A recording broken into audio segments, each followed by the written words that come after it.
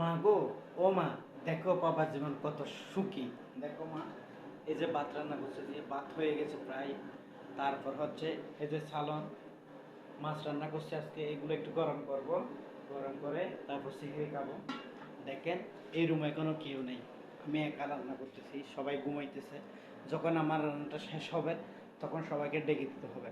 এটাই হচ্ছে আমার প্রবাসী জীবন। তুমি না বলতে না মা, যখন আমার থেকে দূরে চলে যাবে তখন ভাত নিজে রান্না করে খেতে হবে, নিজে বেড়ে খেতে হবে। যখন আমি বাংলাদেশে থাকতাম, তোমার কাছে থাকতাম, তুমি বলতা। যখন আমি ভাত বেড়ে খেতাম না তখন রেগে বলতা। যখন আমার থেকে দূরে চলে যাবে তখন ঠিকই তখনই বুঝতে পারবা রান্না করে খেতে হবে। ভাত বেড়ে খেতে হবে। আজকে দেখেন, আমাকে কেউ বলার নেই, নিজে উঠে রান্না করতেছি। সব কিছু নিজে থেকে করতে হয়, ধুইতে হয়, রান্না করতে হয়।